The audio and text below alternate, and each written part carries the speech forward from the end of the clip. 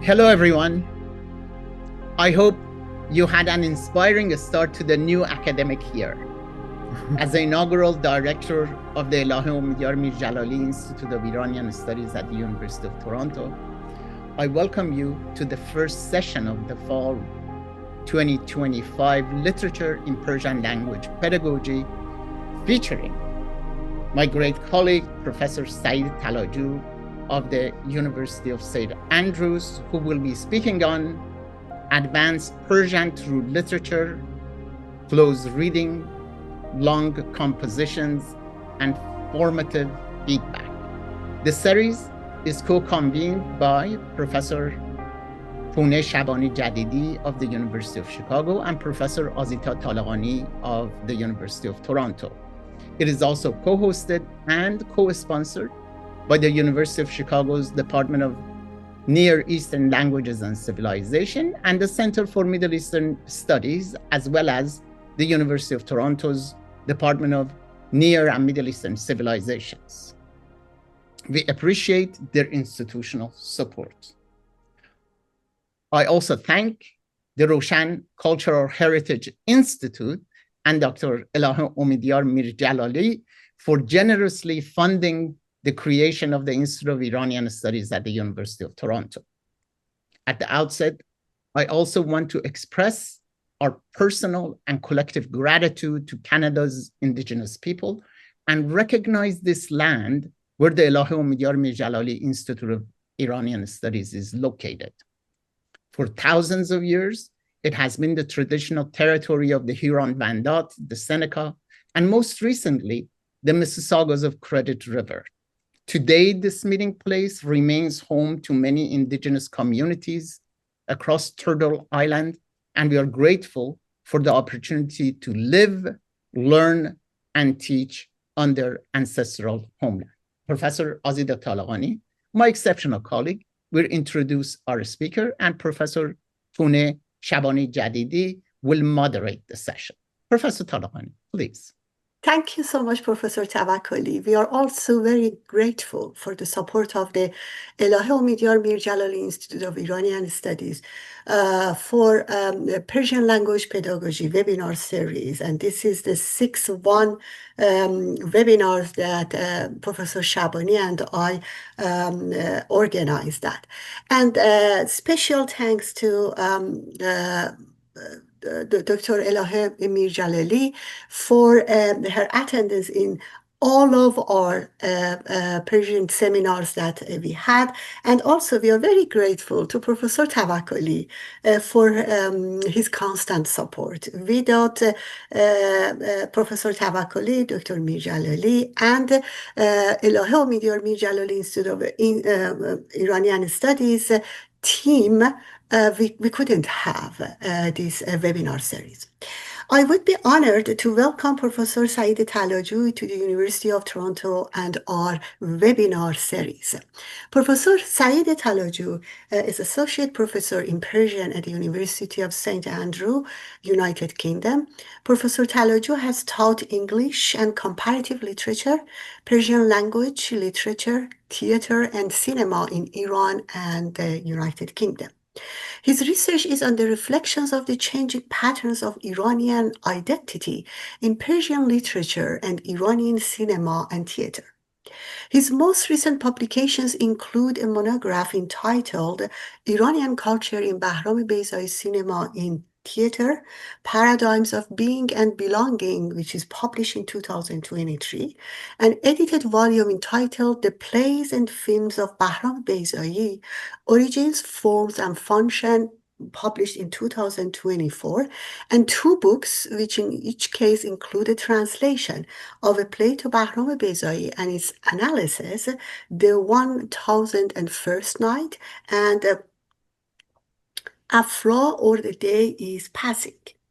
My friend and colleague, Professor Pune Shabani Jadidi, will moderate today's sessions on advanced Persian through literature, close reading, long compositions, formative feedback. Please join me in welcoming Professor Talajooy to our lecture series. Professor Talajooy.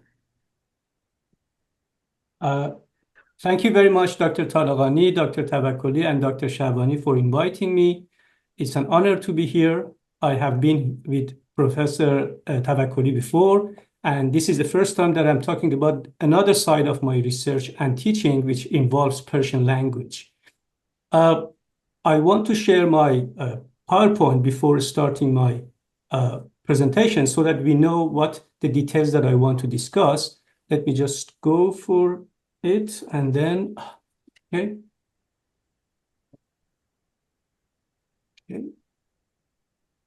I think it should be visible to everybody. Can you just please confirm? So, okay. Yes, so, yes.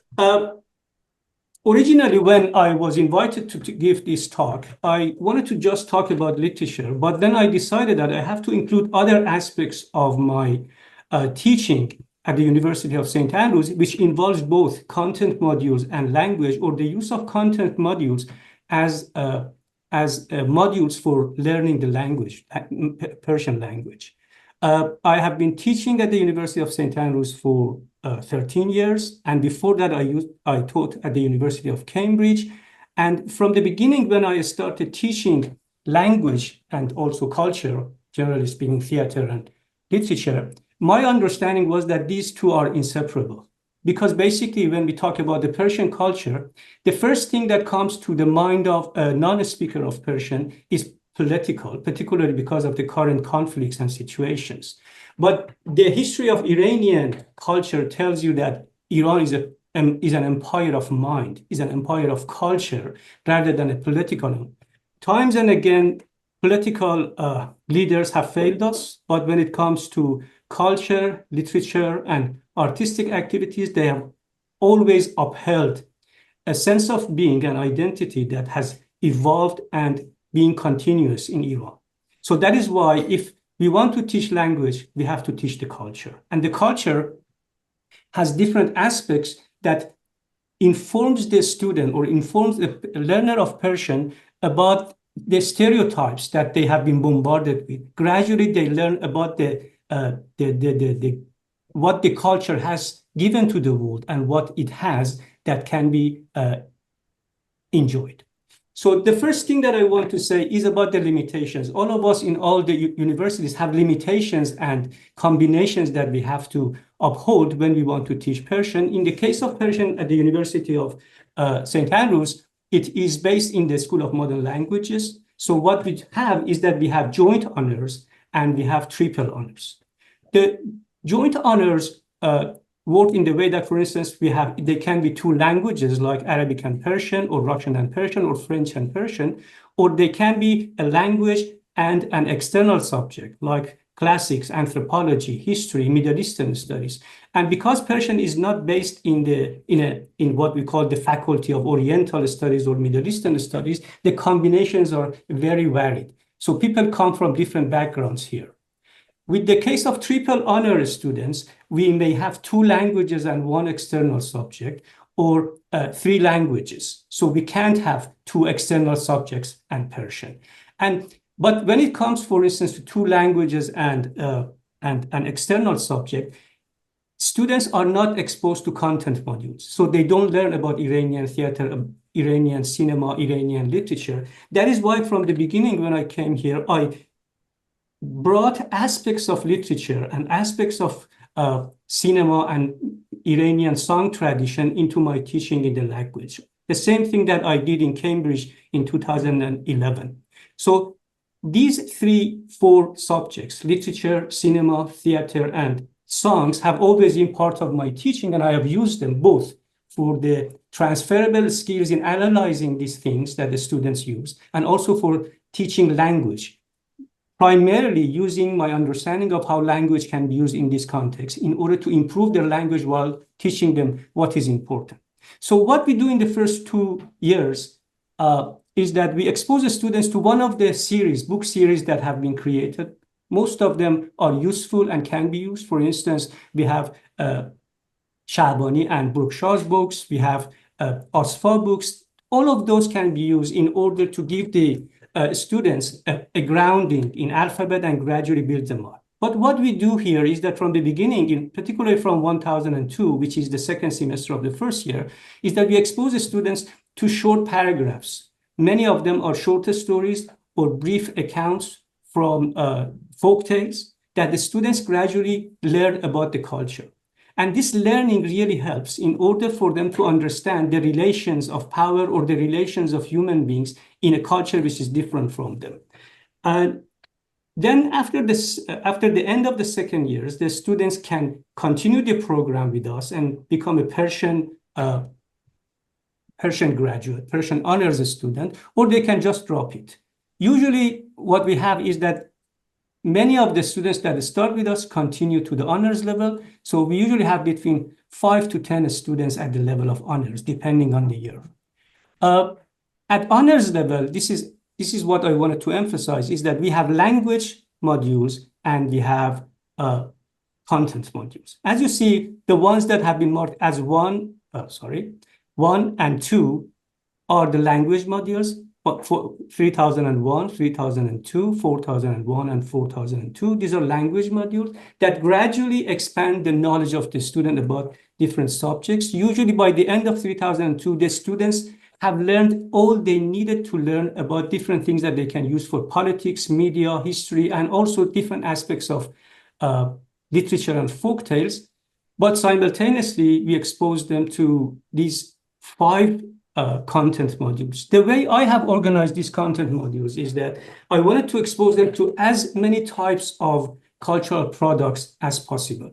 So you see that we have modern Iran through cinema, we have songs of love and revolution, we have key texts in modern Persian literature, modernity and Iranian drama, and introduction to classical Persian literature. So we have modern literature, classical literature, drama, cinema, and also music. And for all of them, we use different techniques. So I use different techniques in order to introduce them to, for instance, performance, to musical arrangement. And then I go to the structure of the songs, for instance, in the case of songs. But at the same time, I always focus on language because I know that these are the best ways to learn the language or get properly involved with Iranian culture. So the arguments about the use of cultural products are many. Usually people talk about using literature, which is valid, and I have always used them. And I myself learned English through literature. During the 6 years that I studied English literature and comparative literature, I studied up to about 200, 250 plays, novels, and short stories. And I believe that I learned my English through these rather than any other things. Of course, the initial stages are necessary, but when it comes to advanced learning, I think those are the things that give you proper grounding. Examples of people talking about this are numerous. For instance, we have the example of the Britlit, which started in the early 2000s among the Catalans, and then it expanded to Europe, in which the belief was that in order for the student to understand what the British are, is to study contemporary British short stories. And that gives the student the proper understanding of how the culture works, anybody who wants to learn about the English culture.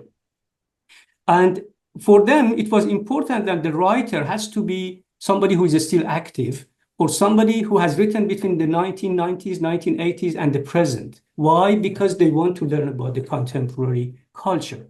For me, of course, the purpose is different, but I am telling you about some of the successful practices that has been going on for more than 2 decades. Another one, for instance, talks about literature is an excellent resource of correct diction, diverse sentence patterns, and passionate narratives. Definitely, she is right. But when it comes to correct diction, we have to remember that literature is also a source of subversive writing and breaking patterns, in poetry particularly, and also in many kinds of fiction. So to me, this expands to all cultural products, even posters, because language is a sign and image is also a sign. And the dialogue between language and image often leads to proper understanding of a culture that many people cannot get without those visual culture or material culture. So learning a language requires understanding its culture and transcending cultural products and transcending what I normally call stereotypes. By stereotypes, I mean the way, particularly after the revolution, Iranian people are seen. And breaking those stereotypes are very important. I have had students who come from a military background, but when they completed 3 years, 4 years of studying Persian, they decided that they want to switch to academic, and they continued and got PhDs in Iranian cultural studies or Iranian history. So it is very important to introduce our students to these cultural aspects to transcend stereotypes. Cultural products in general provide passages which are closer to people's language, give direct access to society and social relations, and reflect a variety of moods and situations and words specific to these situations that otherwise students are not exposed to. I am sure that many of you sitting here are aware of the functions of literature and how they can be used, particularly because of these modes and situations that otherwise students are not exposed to. They are the closest one can get to acquisition and internalizing rather than learning. So when combined with conscious learning, they do wonders. So normally we learn the first language through acquisition gradually by being exposed to parents and to others. But when it comes to learning a language at a later stage in life, it always becomes learning. But when we are exposed to situations in which learning and acquisition are combined, it really works much better. And I think that using cultural products does that wonder. And in addition to all of this, I believe that our identities and our knowledge of the self and the other are entirely structured in the form of stories. So we all have stories in our mind about what we are and how we are, and about other people and our relations with them. Cultural products are sites of narratives, and these narratives can be used for different purposes in order to improve your understanding of the language. As Goodwin says also, a language curriculum is a place for enjoying and reflecting on cultural resources, debating their values, and imagining and designing the nature of future relations and possibilities. And it is where we can build the future by exposing our students to things that they have no way of knowing. To me, it is also a place of resistance against obsessive misrepresentations of the culture, and that is why I use these cultural products. Cultural products are usually defined by plot conflicts. Plot conflicts always lead to engagement, and that level of engagement is not possible with any other material. And the narrative context makes automatic learning also through guessing and repetition much easier. So that automatic learning is another advantage of using cultural products in teaching. Proverbial and metaphorical language, where else we can find these except here? And the narrative context makes automatic learning through guessing. Proverbial and metaphorical language, complicated grammar, and its subversion in creative writing, again, engages the mind of the student because it is subverting what they have learned, for instance, in the first year and the second year. Collocation and stylistic choices, various registers of the language, all of them occur in literature and cultural products, and repeated over extended pieces of writing. To me, rather than focusing on contemporary writing, I focus on contemporary, modern, and also bring elements of history, because anybody who wants to know Persian has to know about this diachronic movement of the Iranian culture, which has many different aspects, and it's not just limited to the current present. So that collocation and stylistic choices and registers, all of them are also historically grounded too. Opportunity for working on words with similar spelling, language games, or words from the same roots and affixes in wordplays, and all of them happen in literature. I will give you some examples. Familiarity with cultural products, their history, their genres, and their nature as transferable skills and as reflections of Persianate mind frames.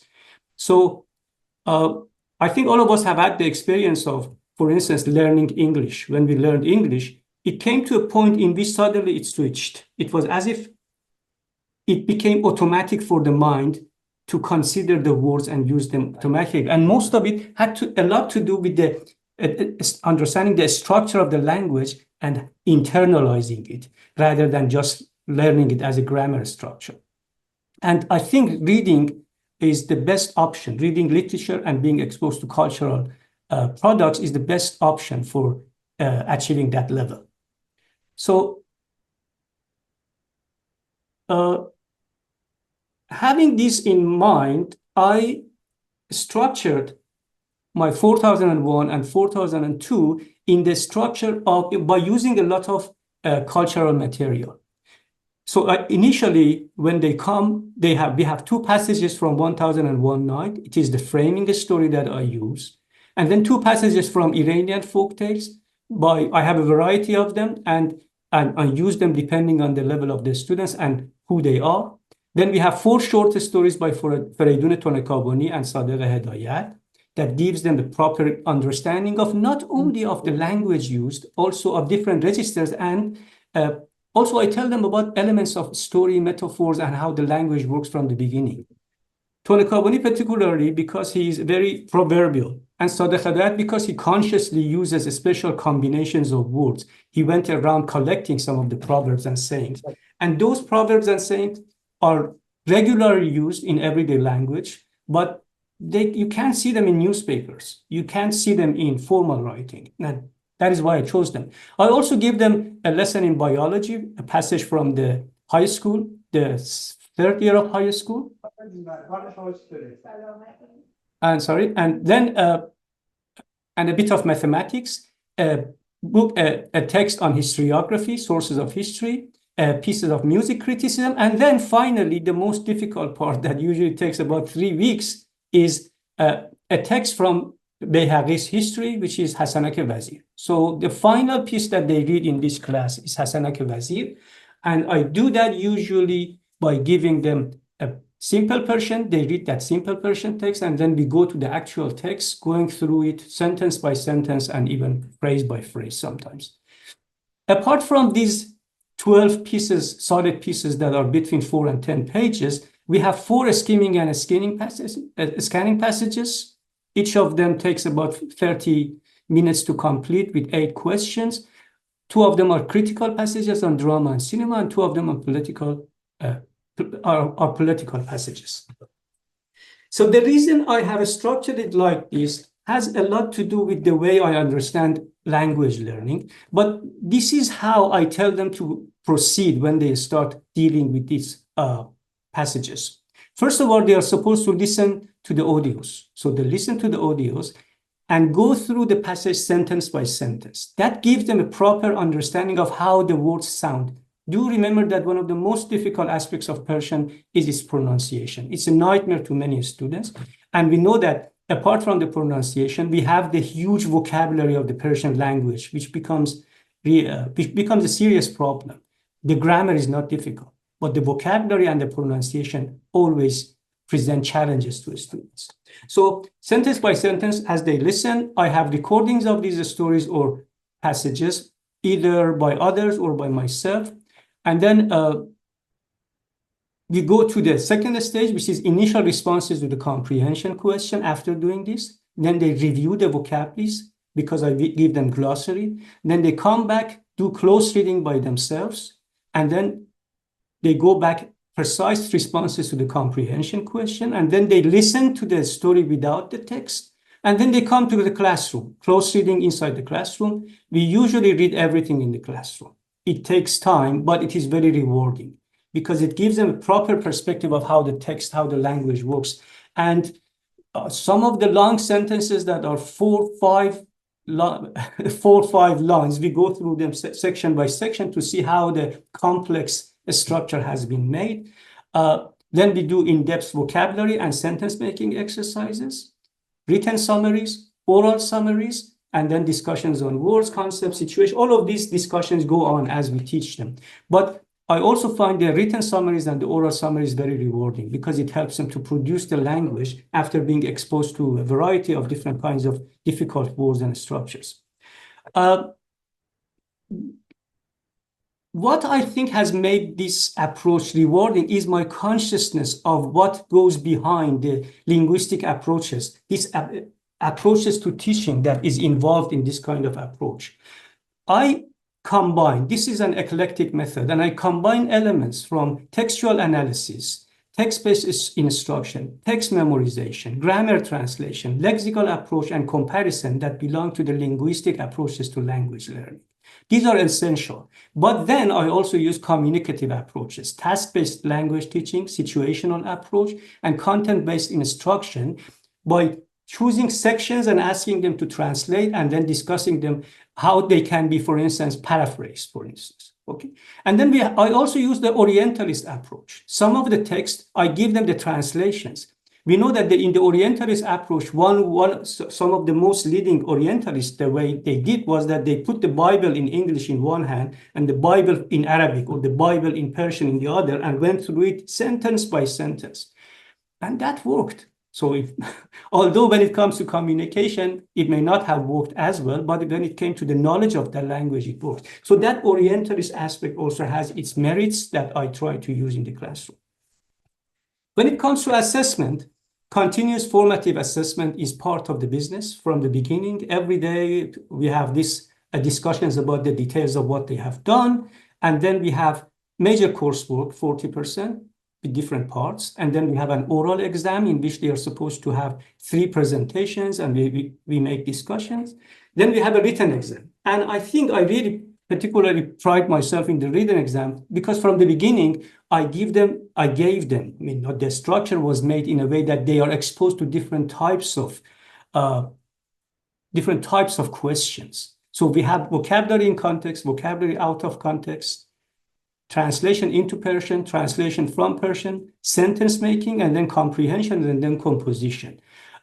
When I started teaching in Cambridge, I was told that we always do translation as the examination. So translation was the only examination. But I found it really not useful because it didn't click the things that it had to click in the mind of the students. And I know that anybody who has learned language knows that these aspects are important. If you don't do them, it becomes too mechanical.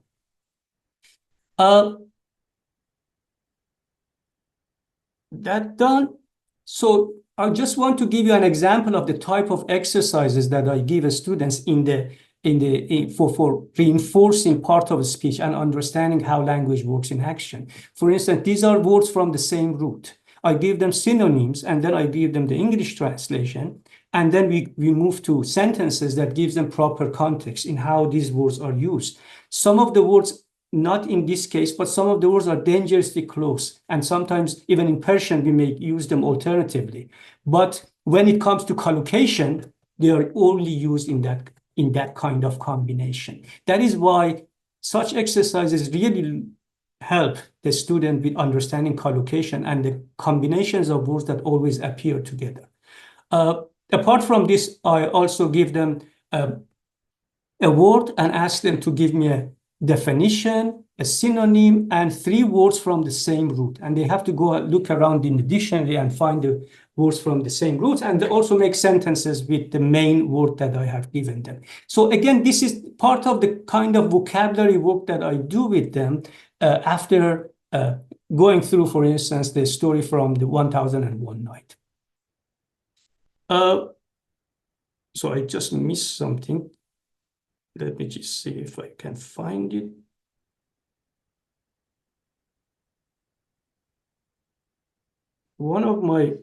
It's really odd. Anyway, so I will walk you through what I have maybe unintentionally deleted and then come back to this last section. So this was the structure of my language course. Apart from that, as I said, I use my content modules for reinforcing language. The content modules that I created involved key texts in modern Persian literature. In key texts in modern Persian literature, what I do is that we read poems by 6 poets and we read 3 shorter stories.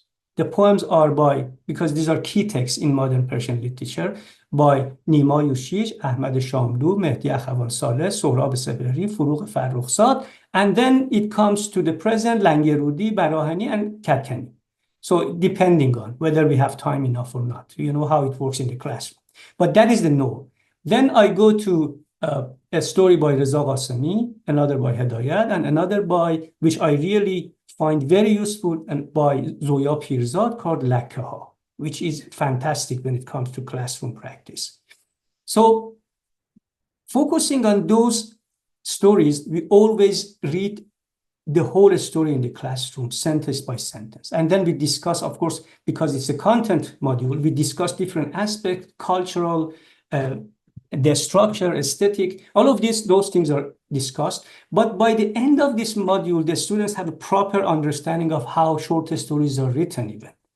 I have had students who wrote short stories after this by being inspired by the way we discuss the structure of short story, conflict, and characterization and stuff like that. But at the same time, the engagement level is high. In Elahé, for instance, when they go, at first they are amazed at the structure. The structure of Elahé is very cinematic. So it is as if we have scene after scene in which the story is told without any exposition. Everything happens in dialogue, quickly like a play. But the students find it very rewarding because it is very up-to-date, everyday Tehrani kind of discussions that you are exposed to. And the types of characters that appear are just like them. They are very modern. So unlike what many of them may assume. Then I go to, so the other content module that I have is Modern Iran through Cinema. Modern Iran through Cinema, I think I have given you a list so that you know. This is Modern Iran through Cinema, for which we watch films by 16 filmmakers, some sessions 2 films, some sessions 1 film, and then it is genre-based, and this genre-based really works well.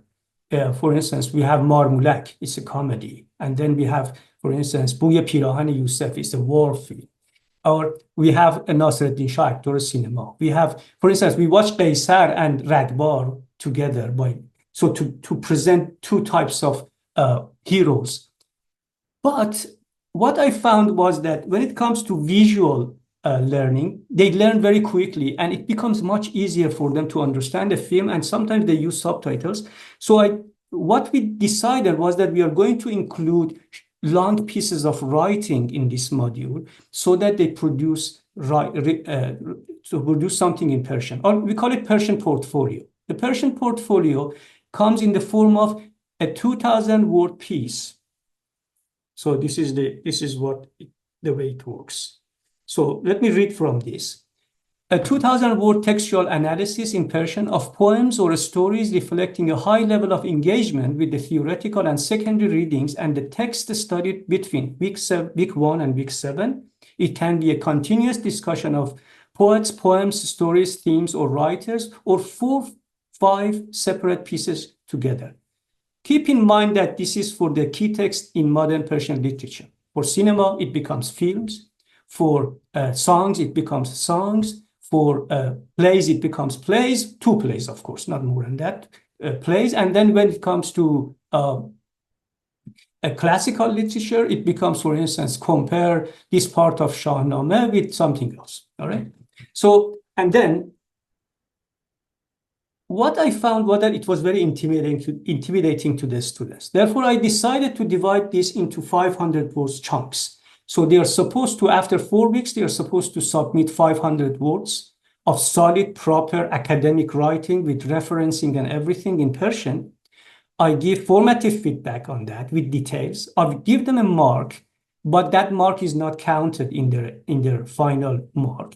I give them work for their understanding. 1 mark for Persian and 1 mark for the quality of academic referencing and stuff like that. And the arguments that they make, it often works very well. Particularly this structure, when I divide it into 2 chunks of 500, so 500 they receive feedback, and then another 500 they receive feedback, and then finally they submit a 2,000-word piece, which I mark. All right, so they receive a mark for it. So of course it becomes the mark for the second 1,000 words because I have gone through the first 1,000 words. And the way it works is that I consider whether they have taken my advice into account, whether they have, for instance, they had an issue with subjunctive. Did you resolve the issue with subjunctive? For instance, they had an issue with using the second verb. Often they use infinitive, as you know, many of you know that, for instance, I want to go for them is I want to go, but in Persian, man mikhwam baram. So which means that one, in many cases, they make mistake over such things. So if they have taken everything into account, they usually get a good mark. Usually when it comes to these pieces of writing, they make a lot of mistakes, right? but the level of difficulty or engagement that they have is much, much higher than you can imagine. It is not simply saying, Ahmad Saeed ra did va be ou goft salam. It becomes much complicated because they analyze characters, they do a lot of things. So although they make mistakes, the mistakes are understandable, and then they learn by this process of learning. So the way it works, again, as I said, for instance, I do the same with Introduction to Classical Literature, and then I do the same for the drama module. For drama module, for instance, we read a play by Hassan Muqaddam, another by Sadiq Hedayat, and then a play by Bahram Beyzai, another by Nalbandian, another by Yaghubi, and another by Naghmeh Samini. So we read 6 plays. And sometimes it becomes 5, depending on how fast we can go. I give them English texts next to the Persian text, and I advise them to read them side by side. But in the classroom, we focus on close reading the Persian text. And I can say that for each of them, we spend about 4 or 5 hours, and we read at least 4,000 words of the whole play in the classroom in the form of discussions and looking at the details. So because plays are usually between 10,000 and 30,000 words, but we read 4,000 words, which are more important. The discussions are important over them. So altogether, these 5 content modules have been designed in a way that all of them give exposure to different aspects of the culture, but simultaneously, because of the portfolio, which is in Persian, students get in-depth exposure to reading and then writing about it in academic English. And I find it very useful for improving their knowledge of English. So just to conclude and give you a better idea of what I find rewarding about this process and what I think can be used in different contexts, is that the close reading practice is inspiring to many of them. It engages them, they discuss different aspects, they become emotional about certain poems or about, for instance, a sentence or an idea that we discuss in the classroom. And when they try to express it in Persian, it really helps them. And it comes to revelations even, because they learn things about the culture that they had no clue, even about themselves, not just about the culture. The written and oral reproduction of songs. So, for instance, in the song module, as I said, we read about 40 songs, and the songs come from different traditions. When I say different genres, we have songs, for instance, by Shajarian, written by Aref, and then or Bahar. We have songs by Sasi Mankan. We have songs by, for instance, Alpat and Mahvash.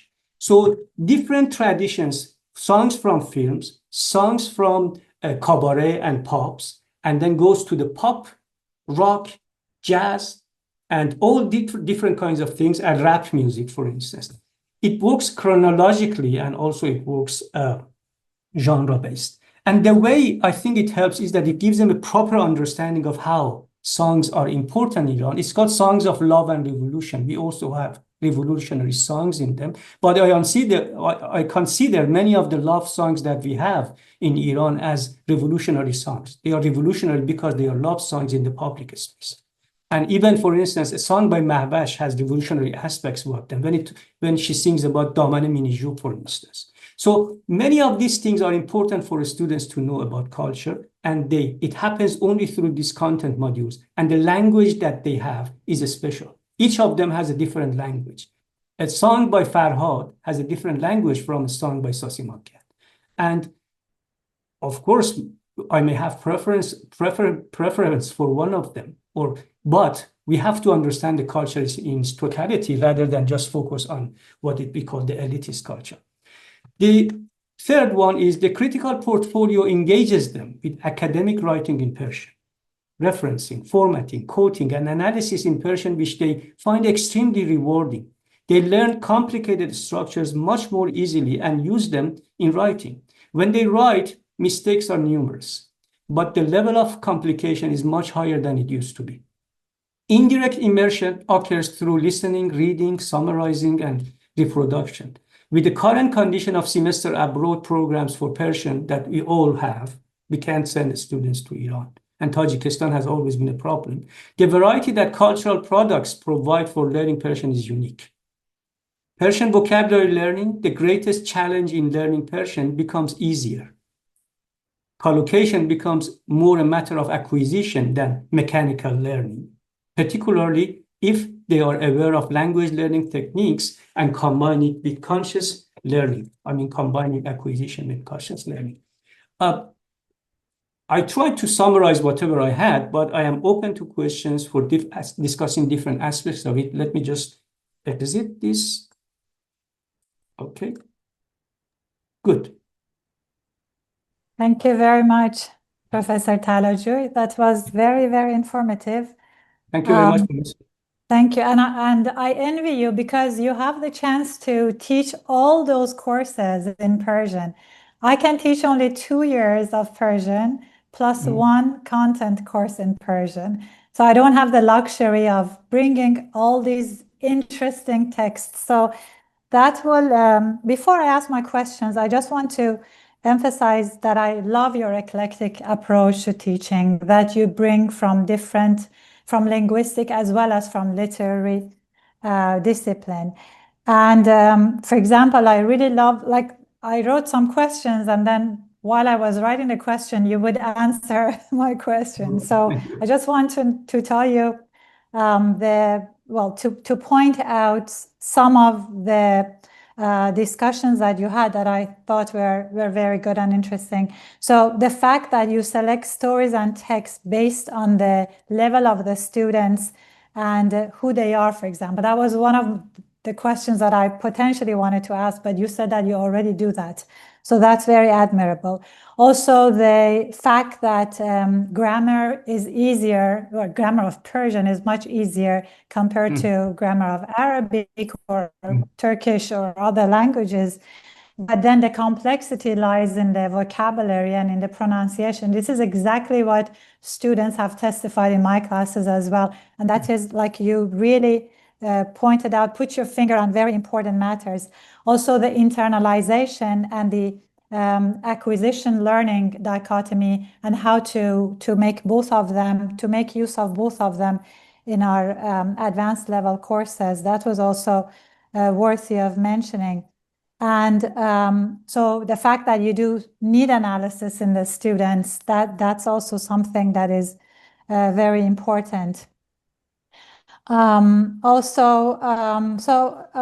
question is, maybe I ask a question and then I open the floor for further questions.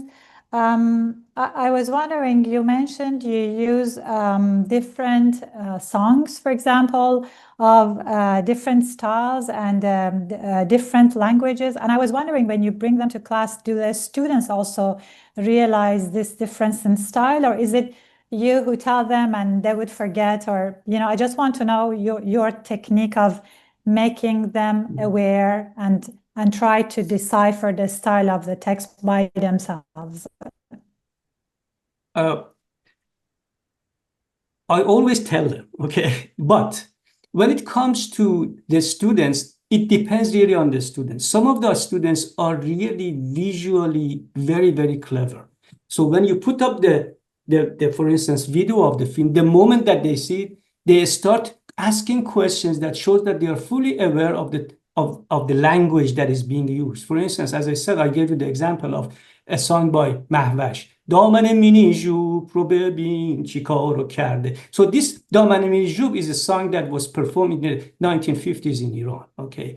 And it caught on because it was about the mini ژوب fashion, all right? But it talks about a kind of gaze at emancipation of the women, which had its own faults, but at the same time, it had emancipatory aspects. So the moment that the students see this, they know that Motrebi music in Iran was criticized. I have already given them a text about Motrebi music in Iran, and they know that it has been condemned. It has had a very difficult history. We know about it. And then they see, for instance, Mahvash on the stage, they understand what is happening. But then when they see, for instance, Sasi Mankan, they know that it comes from a tradition. And even Mahvash comes from a tradition of the Motrebi music of the 19th century. And then these are connected because they played with professions, they played with different items of clothing, different accents and stuff like that. So the more they learn about the subject, the more engaged they become with the language too.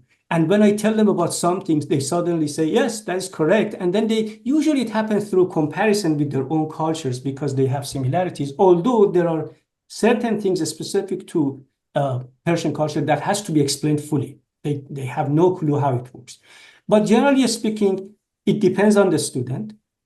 In a class of 6 that, for instance, sitting together, and having these songs of love and revolution, 2 or 3 really quickly get the point and understand the difference of register. But the other, you have to explain to them that, for instance, the formal way of saying is this, but this is the informal saying. And then, for instance, with Tehrani accent, you see this, and that is why you have here. For instance, in the case of the song for آفت تصادف کردم من با یارو که کشته منو با چشم ابروش. There is a bit in Esfahani, and then you have to explain in the Esfahani accent that what is happening here. Or in different, for instance, in a Gilaki song, of course not fully Gilaki, we are talking about Persianized Gilaki, you have to explain certain words that occur. But as I said, generally, it really depends on the student. But in most cases, 2 out of 6 students figure out very quickly that the register is completely different. And they even give me points that make it more interesting because it is as if they have seen something and then they remember and talk about it. Yes. And Professor Talajooy, when you're giving them this paratextual information, do you use Persian L1 or do you use English? So usually what I do, first of all, each of these sessions, for instance, that I have, for instance, there is a session on Daryush, all right? We are talking about the song. They have a short text in Persian, maybe about 500 words, that introduces Daryush, tells them about the style and what he has done. And then they have a piece in English, usually by people like Hamasi or other people who have written about these figures. And so they already have some information about who they are dealing with and who was the songwriter and who was the musician who made the music for them. So in the classroom, I originally tell them in Persian. So this is what is happening. But if they don't understand what I'm saying, because some of these discussions become complicated, I immediately paraphrase and give them the English explanations. When it comes to details of historical discussions about the period in which songs were made, it's always English. It becomes impossible to explain them in Persian. But as I said, when it comes to discussing the singers and discussing the music, I use Persian sentences a lot. Often, for instance, at least 30%, 40% of my sentences are Persian. And then I paraphrase if they don't understand. Thank you so much. I was curious because I too think that translation is important. And actually my talk and my forthcoming chapter is on pedagogical translation. And I appreciate that you're mentioning these techniques and tasks that you assign to your students. Thank you very much. The floor is open for questions. Yeah? Pardon? I think Adita has a question. Okay. Yes. Thank you so much. Thank you so much. Thank you, Poonajan. Thank you, Dr. Talajooy. I really enjoy your talk, and because I am dealing with my students in advanced level, I am doing almost the same thing.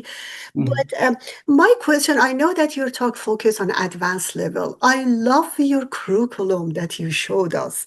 As Poonajan mentioned, I wish we had this opportunity to have such a thing at the University of Toronto, because I am the only person teaching in the main campus. My question is that your talk was focused on advanced Persian, and I saw that most of the literature, cinema, drama is your advanced 400, 300 level, 3,000, 4,000 level. I am wondering, because you're teaching the lower level too, when do you start engage the students with literature for cultural awareness? Do you start from the beginning? Do you start from the intermediate level? When they come to the advanced level, they already have some background of that or not? To give you a general idea of how it works is that we start from the beginning. So we start from scratch. The first 4 or 5 weeks, focused on alphabet and then very simple sentences. But from week 7 onward, for instance, suddenly they may see a piece on Furuq Farrokhzad, which is only 5 lines, all right? And they also see the audio on Furuq Farrokhzad.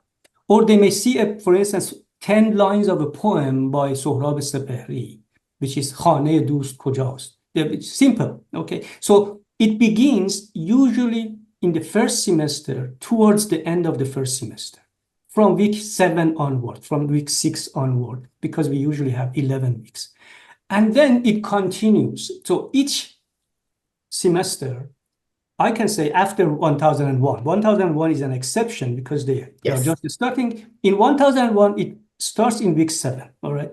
But in 1002, every week, they have something on topical conversation and something related to culture. And that something related to culture may be about a city, maybe about, for instance, a writer, and that gradually exposes them. Or it may be a folk tale, and as I said, or a poem.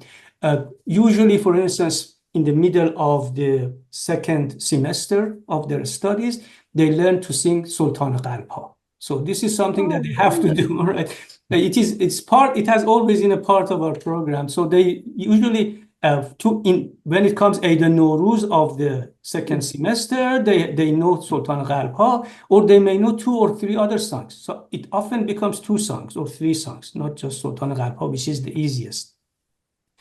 So the exposure to cultural material begins in week 6, week 7 of the first semester, but it expands gradually.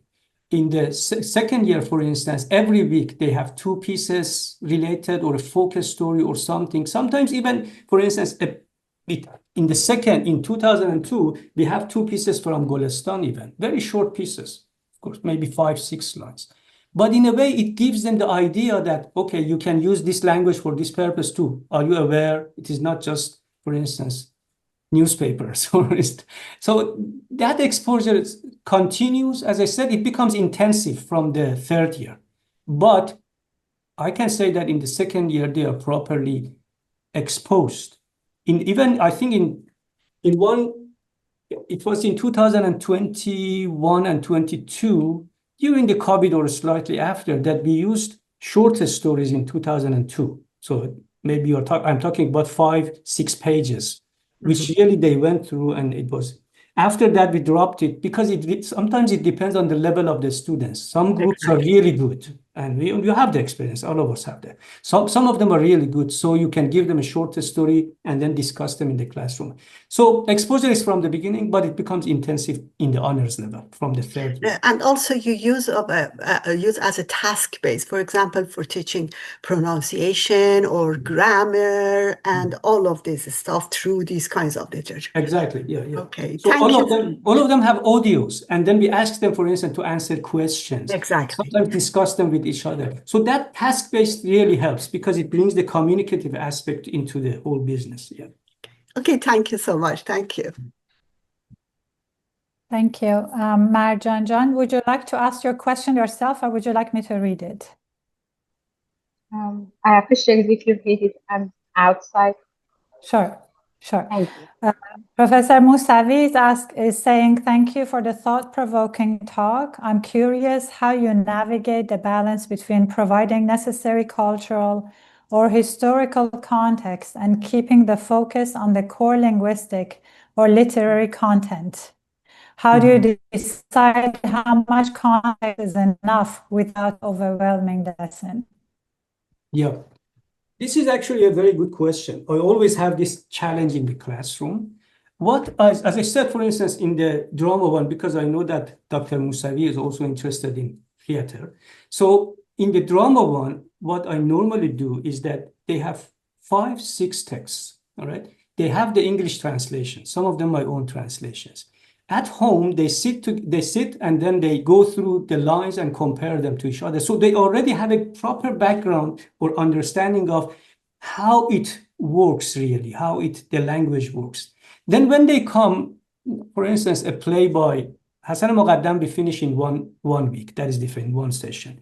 But for instance, Sadiq Hedayat's Pervin Dukhtar Sasa, all right?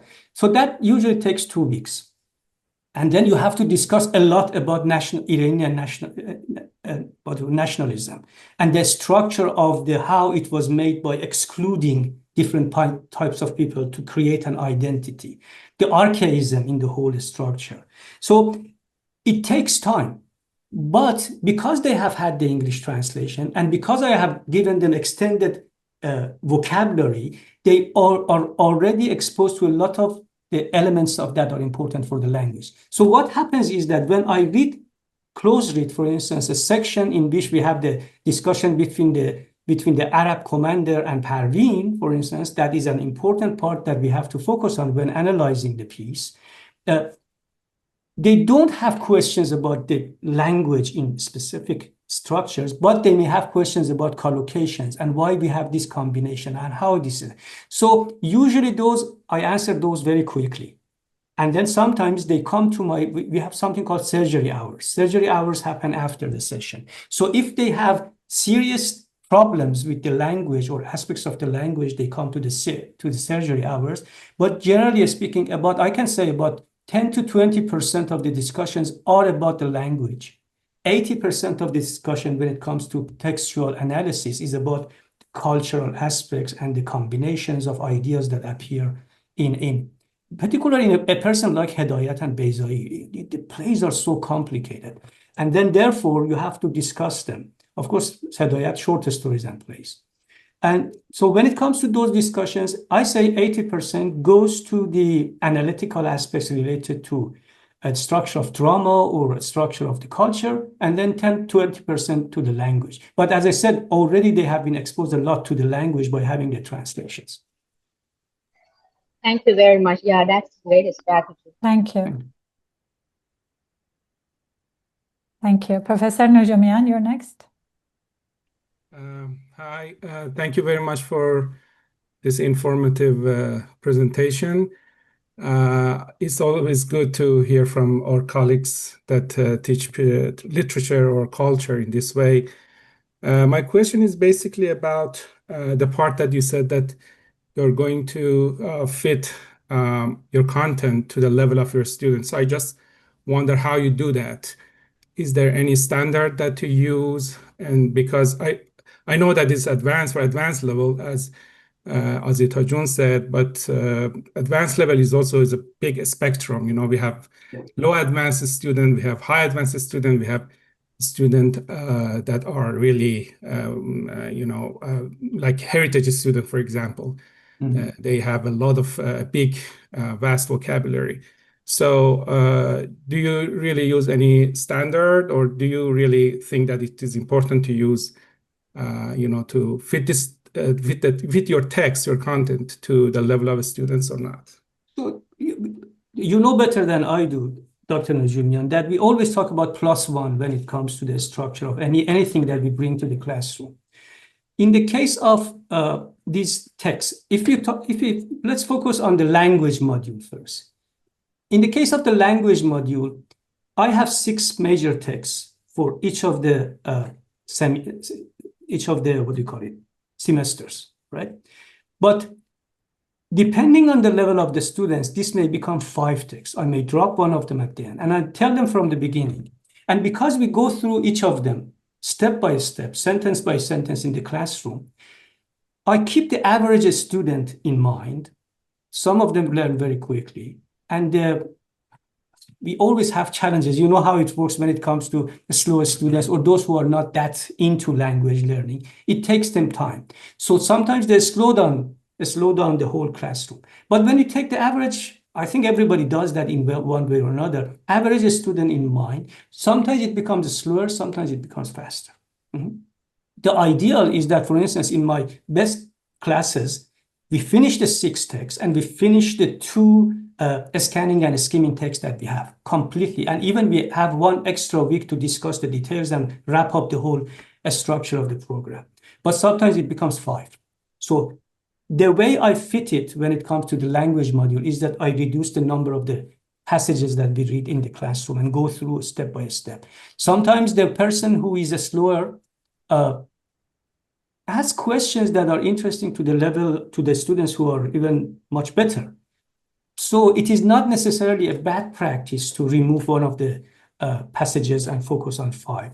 It may be sometimes it makes it more intensive, I mean, the discussions in the classroom. But generally speaking, when it comes to the 4th level, my approach is to remove one of the texts rather than, for instance, change the text or stuff, because these texts have really functioned well through time in the last 13, 12 years, and I think I have to keep them.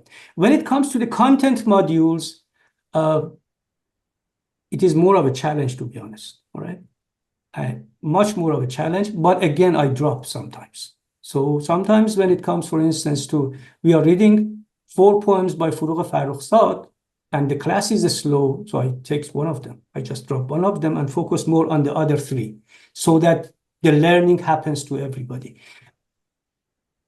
The way I know that this +1 question has always been a serious problem. We have that problem in St. Andrews in the 3rd year. The 3rd year has been the most challenging to structuring the Persian program for all of us, because it is a jump. You always jump from people who have been off and on into people who want to get a degree in Persian. And then when they enter, they can't believe how much vocabulary they have to learn, although they have learned a lot. As I said, for instance, in the first 2 years, we use one of the methods.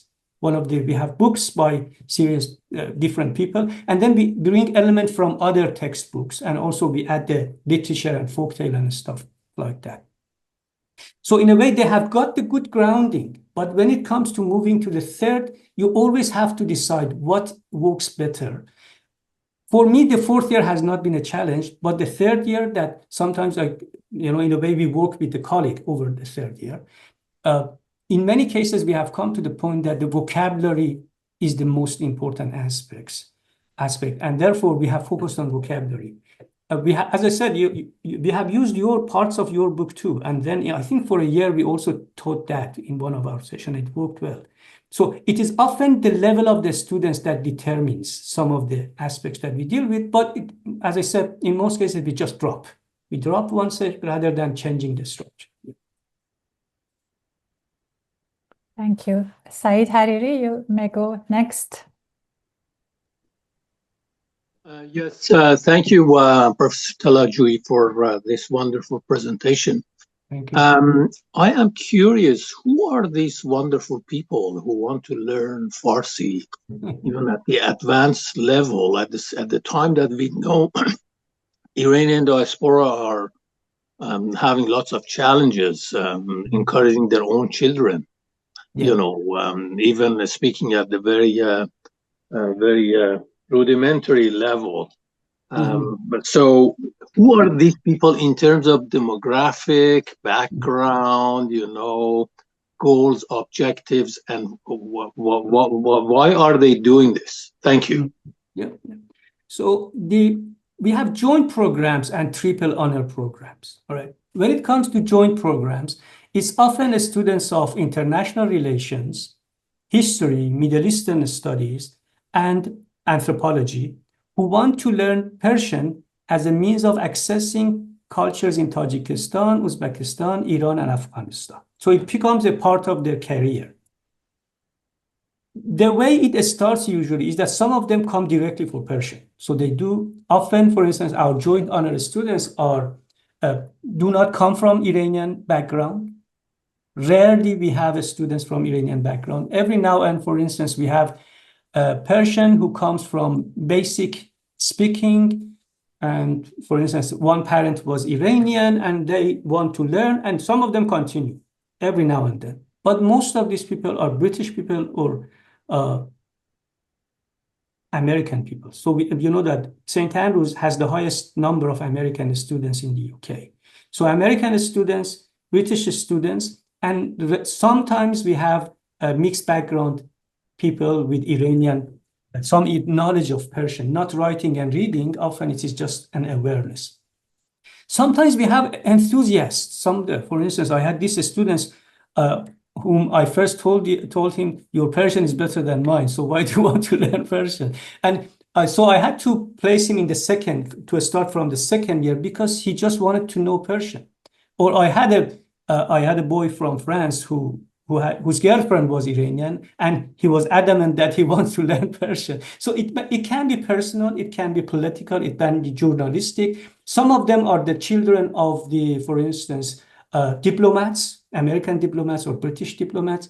Some of them want to know about Middle Eastern culture, so Arabic and Persian becomes a part of the business. That is how they enter.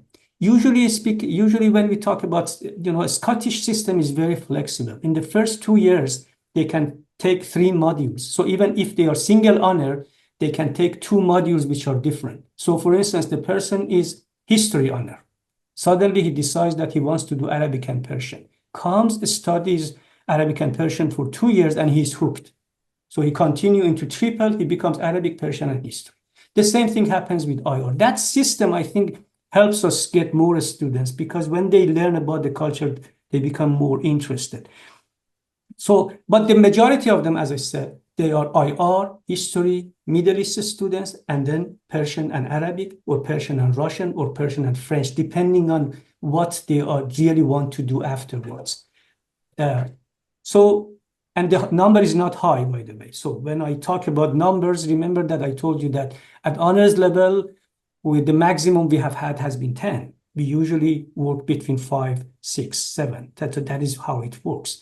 At sub-honors level, we may have more students because some people want to do Persian as a minor, something that they just want to do for a year or 2. And sometimes we get even 20 students, but average is again 10, 12. So this is how it works. But as I said, rarely we get students from Iranian background. And I think most of the Iranians encourage their children to become engineers or become doctors. I'm not saying that it's a bad business, because sometimes it is important for them when you want to find your place in a culture that is not as easy to accept you. Sometimes maybe it is a better practice to get a job that is appreciated rather than do humanities. For me, it has always been humanities. And for our students, it is most of them are humanities students. They are really into humanities, and Persian becomes part of it. Thank you very much. Thank you. We have 3 people in line. The first one is Pune Saidi. Pune, would you like to say your comment? Thank you. Sorry for not turning on my camera. I'm not ready for that. Saeed John, I know you for many years. I don't know if you remember me, but back in Iran, and it's always been a pleasure to listen to you. And I've actually come back from Iran recently, and I caught something on the plane. So my apologies for not turning on my camera. But I don't do remember you, by the way. Yes, you were there for my defense with Dr. Mir-Djalali. What a memorable day. We can talk about it later. But anyway, as always, your talks, I listened to your other talk on Bahram Bezai, was fascinating as well. What I really like is I do have experience teaching Persian, and I found it challenging. And what I did, I have to admit, is that I was very big on including texts from the so-called high culture, and I can see that that was erroneous. I see that you have been very all-encompassing in your approach. So that was great, including Mahvash and Sohra Seperi and Furu Farasad and Marmulak. And so the eclectic approach that you have is fascinating, and I've expressed my admiration for that. And I also agree with my namesake, Dr. Pune Shabani, as well, that it's very important that you include translation. And that you also acknowledge the value of traditional approaches. When I was studying French, I acknowledge it as well. We tend to dismiss traditional approaches towards language acquisition, but I think they have to be valued. In general, not a question. I've expressed my admiration, and I was also suggesting, I don't know if you've written on your experience, but it would be nice if you wrote an article or maybe a book or a book chapter on concrete aspects, because we got to learn a lot from your theoretical approach, but it would be great to see. Of course, you gave us a glimpse of what you really do, but it would be nice if you published it so that we could all benefit. Thank you very much for everyone, and especially to Saeed Talajooy. Thank you very much. Thank you very much, Mir-Djalali. I am intending to, that is what I have been thinking about doing with Pune's volume. Let's see how it goes. Excellent, excellent. That's brilliant news. Thank you very much. Yes, Professor Talagani and I are actually, we already have the contract with Brill, and the proceedings of these series, Literature in Persian Language Pedagogy, will be hopefully published by the end of 2026 or early 2027, inshallah. Inshallah. Okay. اگر خدا بخواهد. اگر خدا بخواهد. So Hamanaz is asking, she asked me to ask the question, thank you for your presentation. Based on what you explained, you give the students the chance to enjoy reading the texts as literature before they are too much exposed to the context and meta language, or you use literary text merely as a tool to teach the language? Hamanaz, I love literature and cultural products. So first of all, I teach them how to enjoy literary works and also cinematic works. So this is, and of course, you know, by teaching them, I don't mean that they don't know. Sometimes they do know, and then you expand their understanding. In our learning of literature classes, sometimes we talked about a degree in literature as something that ruins your enjoyment of literature and cultural products. It doesn't have to be like that. And my practice from the beginning has been to primarily enhance the enjoyment rather than reduce from it. And enhancing the enjoyment always involves allowing the student to talk about their feelings, about their personal responses to the pieces that they have studied, and then in a way, fine-tuning their understanding, expanding the details of how things work in literature in order to make them see it from a much varied perspective with details that they had not paid attention to. So remember that teaching literature does not necessarily mean reducing literature to its history and to its, for instance, political context. It has a lot to do about humanity, about our relationships, about however we understand our identity and our position in life. So that personal aspect, I think, maintains the beauty of the literature and sharing the history and experience of individuals with us. So I do that. So all of my students, I think, so many of them started without any interest in literature, by the way, or little interest. They had come with a journalist or some, in many cases, political understanding of language learning, but they became interested, they became hooked because we are talking about human beings communicating with human beings. And one of the best ways is cultural products because they give you the experience of thousands of years. And I think that that is, and by the way, it's a very good question because as I said, in the classroom in literature, many of us talked about the teacher ruining the enjoyment of literature. But not all teachers are like that. I have had very great teachers who have made my interest much greater, and I always try to do that too. So I say they enjoy it, and I first give them that enjoyment and then talk about other things to improve that enjoyment rather than reduce it. We also have a question by Payam. The next. Yeah, Yes. okay. Yes, so so I'm going to read the question and then you can answer. Payam Moqimi says, thanks for your fantastic presentation. I know it's place, so he's asking these questions. Have you designed any sort of assessments for listening and speaking skills? Second, there are plenty of expressions and words with diverse meanings in poetry. How do you elaborate to guide the students to more reliable interpretations? So let's go through the question step by step. The first one is design any sort of assessment for listening and speaking skills. Yes. First of all, in the courseworks that we give the students, we have podcasts. And for podcasts, for instance, podcast of 10, if it is the second year, for instance, the podcast is 10 minutes. We give them a list of vocabulary, and then we ask them questions. Just similar to what we learned in TOEFL or in IELTS. And the way it works is that they listen to the podcast, they can listen several times, and then they respond to questions. In the classroom, sometimes we do that. For instance, not in the fourth year, but in the third year, what we normally do is that we listen to something and then discuss it in the classroom and see if the student can get it the first time or the second time. And also, for instance, when we talk about songs, it's a listening practice. And then when they try to reproduce it, they have to capture the sounds exactly as they are produced because, for instance, they have learned Miravam, but when Marzieh sings Miravam, the way she sings Miravam is something amazing that they have to learn that. So when it comes to exposure to listening, yes, we have created this mostly in the second year and the third year. We have podcasts and they listen and they're tested on those podcasts.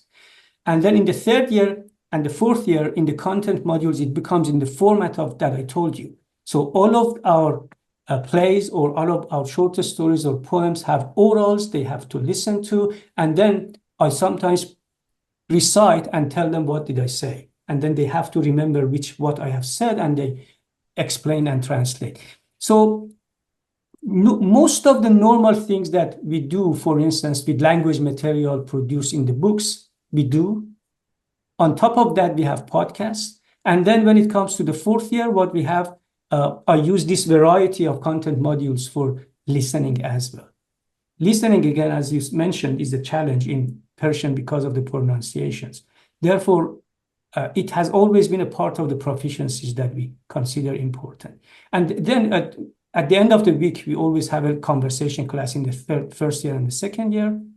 And that conversation class is included, the conversation aspect is included in the classes of the fourth year in the form of they present summaries and then other students are supposed to ask questions or add to the summaries or tell them that we forgot about these things. So it becomes in the form of a conversation between them as they produce the summaries. So I don't know whether I really answered that question, no, but the second part, there are plenty of expressions and words with diverse meanings. So in poetry, we talk about denotations and connotations. So to be honest, many of them know about how connotation works. Many of them come with some knowledge of English poetry or French poetry or something, but then you expand upon those details. When it comes to specific cultural aspects that create our interpretive communities, remember that when we talk about Persian, middle class, educated in Tehran, we have an interpreted communities if they are exposed to elite literature or only exposed to, for instance, non-elite literature. It really depends. Interpretive communities are very varied. But the way I deal with the subject is that I ask them to give their interpretations about a poem, for instance, and then I analyze it in a way that I don't always deny their interpretation. I allow a degree of flexibility, but I usually expand upon that interpretation to show them other aspects of the poem that can be considered important. So when you say reliable interpretation, I understand what you're saying, but I often try not to limit them too much to say that this is it and nothing else. Poetry particularly doesn't work like that, especially poems, great poems by Hafez or by Saadi. When we go through them in the classical one, it often produces layers of meaning as we go step by step. It's just, they are usually, each line is usually called with the pearl in a necklace. And they usually work like that. They have their own world and then they join together to create the organic unity of the whole poem itself, Ghazal. So to give you a direct answer about the second question, I elaborate on the structures and the metaphors and on the cultural links that they may not see. But I allow their personal interpretations when it comes to questions of love, human relationships, loneliness, death, or those identity questions. I allow them to expand because background often determines the nature of how we see poetry and how we interpret. I hope that I have answered the question. Thank you. Payam, you can also watch thank you for that complete answer, but there's also other talks in this series. For example, the first talk by Professor Asghar Sayed Qorab was on how to teach a Persian ghazal. Also, there were many other talks in the series. They talked about teaching poetry, Persian poetry, and Persian classical literature. So you might refer to the Elahé Omidyar Mir-Djalali Center of Iranian Studies in University of Toronto website, which I think someone put in the chats, and you can watch all the videos before, or you can wait until the book is published and read the chapters then. Unfortunately, our time has come to an end, so I would give the floor back to Azita to close the session today. And thank you, Professor Tavakkoli, and thank you, Azita, and thank you, Dr. Elahé Omidyar Mir-Djalali. Thank you all for listening to my talk. Thank you very much. Thank you so much, Thank Punejan. you. I really, I don't know, I'm very grateful to Professor Talajooy for this very inspirational, engaging, and our audiences for these wonderful questions. And I hope that, you can join us again in 3 weeks. So I want to share actually the next talk is with Professor Mousavi. She talks about learning to ask why, dramaturgy as cultural pedagogy, the study of Persian plays.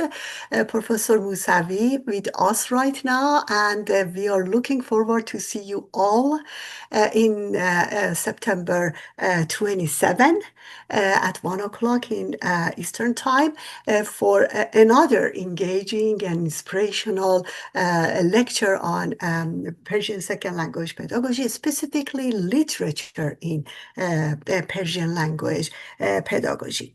So I actually back to Professor Tavakkoli for final remarks. Thank you very much, Professor Talajooy. Thank you for sharing with us your innovative and inspiring Persian language teaching philosophy and practice. I wish I was your student when I was learning languages. And many thanks to Azita Talaqani and Pune Shabani Jadidi for organizing this really amazing literature in Persian language pedagogy seminar series. We look forward to seeing you again next month, everyone. Have a wonderful day. Thank you very much. Thank you so much. Thank you. Bye-bye.